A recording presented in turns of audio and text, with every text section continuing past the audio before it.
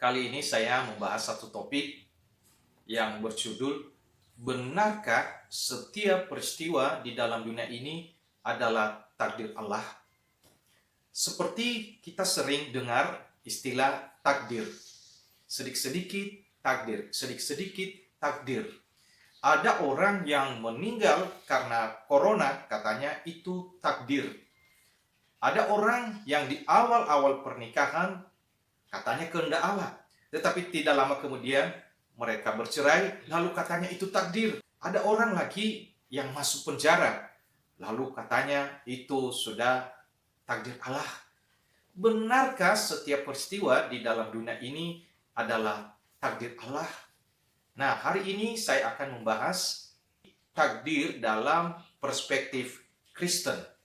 Nah, seperti kita ketahui bahwa istilah takdir itu kita tidak temukan di dalam Alkitab.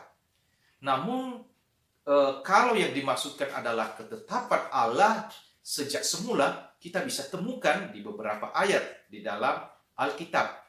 Nah, saudara-saudara, untuk memahami hal ini, maka ada yang perlu kita ketahui. Bahwa setiap peristiwa yang terjadi di dalam dunia ini selalu ada 6 kemungkinan penyebab di belakangnya. Yang pertama adalah ketetapan Allah, dan yang kedua kehendak Allah, dan yang ketiga adalah kehendak manusia, dan yang keempat adalah hukum alam yang diciptakan oleh Allah, dan yang kelima adalah pengaruh kuasa setan, dan yang terakhir, yang keenam, karena campur tangan dan intervensi Allah. Nah, saudara-saudara, saya akan jelaskan satu persatu. Apa itu ketetapan Allah? Allah adalah Allah yang mempunyai ketetapan-ketetapan dan tidak ada satu kuasa apapun yang dapat menghalangi, mengubah, atau membatalkan apa yang sudah ditetapkannya sejak semula. Misalnya, siapakah yang diselamatkan? Dalam pemahaman iman Reform, bahwa orang yang diselamatkan adalah sudah ditetapkan oleh Allah sejak semula. Itu kita kenal di dalam doktrin tentang predestinasi Allah.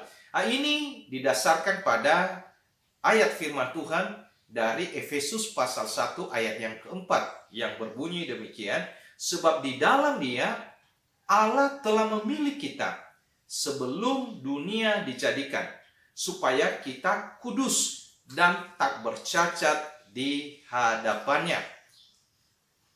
Dan contoh yang lain misalnya di dalam Matius 24:36 tentang kapan Tuhan Yesus datang kedua kali.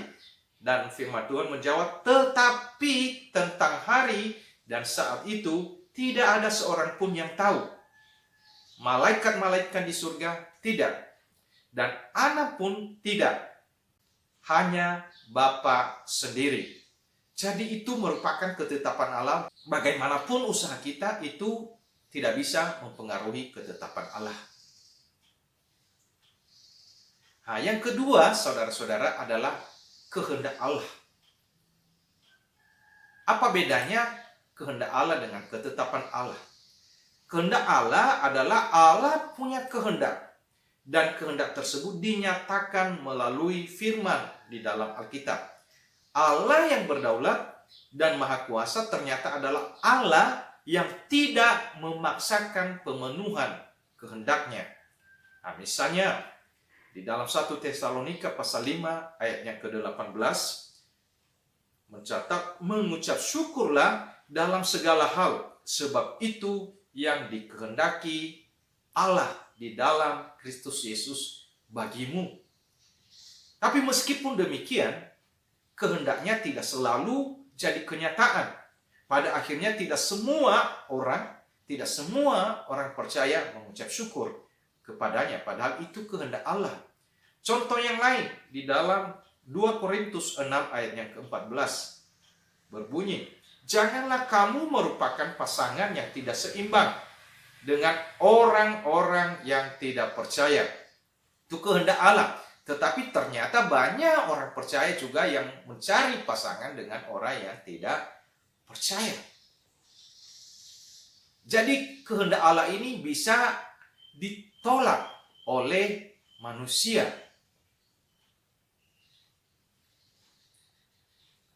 Dan yang ketiga, saudara-saudara, ada peristiwa yang terjadi karena kehendak bebas manusia.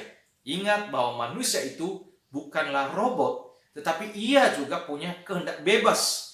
Kebebasan manusia untuk memilih, untuk berpikir, bersikap, bertingkah laku, dan berkreasi adalah satu atau salah satu penyebab di belakang apa yang terjadi. Manusia dapat menolak kehendak Tuhan, namun manusia akan menerima segala konsekuensi dari penolakan tersebut. Contohnya, kalau ada pasangan yang bercerai, jangan bilang itu adalah kehendak Allah. Itu karena kehendak manusia. Karena Allah sendiri membenci yang namanya perceraian. Lalu yang keempat adalah hukum alam yang diciptakan oleh Allah. Allah menciptakan musim. Allah menciptakan hukum sebab akibat, hukum gravitasi. Ini semua juga dapat menjadi penyebab di belakang apa yang terjadi. Melawan hukum alam sama halnya melawan hukum Tuhan. Contohnya, kalau saudara melompat dari ketinggian 10 lantai, misalnya saudara berkata bahwa ini tidak akan mati kalau bukan kehendak Allah, maka kemungkinan saudara akan mati. Kenapa? Karena saudara melawan hukum alam. Dan yang kelima, ada peristiwa yang terjadi karena kuasa setan. Memang tidak pernah ada hal yang terjadi di luar pengetahuan dan izin Allah. Tetapi saudara-saudara, Allah tidak harus menjadi penanggung jawab setiap peristiwa. Alkitab menyaksikan bahwa ada begitu banyak peristiwa yang terjadi karena sebab-sebab lain di luar daripada kehendak Tuhan. Allah dalam kedaulatannya ternyata tidak memaksakan kehendaknya. Bahkan ia mengizinkan setan punya pengaruh dalam peristiwa-peristiwa tertentu. Pasti saudara tahu tentang cerita Ayub. Bagaimana Ayub mengalami penderitaan dalam sekejap karena itu adalah pengaruh setan, bukan karena takdir Allah. Itu pengaruh daripada setan. Dan yang terakhir adalah karena campur tangan dan intervensi Allah. Allah yang berdaulat kadang-kadang bertindak tidak seperti biasanya. Dalam kasus-kasus tertentu, Allah melakukan intervensi. Allah campur tangan. Misalnya Daud ketika berzina dan menikahi Batsheba, sudah jelas itu bukan kehendak Allah. Tetapi kita lihat Sang Juru Selamat berkenan hadir di dalam dunia ini melalui Sisila daripada Batsheba. Kenapa? Bahwa Tuhan mau intervensi kegagalan manusia sekalipun. Walaupun demikian, tidak setiap peristiwa diintervensi oleh Allah. Karena Tuhan kadang-kadang memberikan kebebasan kepada manusia untuk memilih. Roma 8 ayat 28 berbunyi, kita tahu sekarang bahwa Allah turut bekerja dalam segala sesuatu untuk mendatangkan kebaikan bagi mereka yang mengasihi Dia, yaitu bagi mereka yang terpanggil sesuai dengan kehendak Allah. Jadi saudara-saudara, benarkah setiap peristiwa adalah takdir Allah? Dari penjelasan saya di atas, jelas-jelas bahwa tidak setiap peristiwa itu adalah takdir Allah. Kenapa? Ada peristiwa yang karena kehendak bebas manusia. Ada yang peristiwa karena kita melawan hukum alam yang adalah ciptaan Tuhan juga. Ada peristiwa yang terjadi karena kehendak bebas kita. Ada peristiwa yang terjadi karena kita dipengaruhi oleh kuasa setan.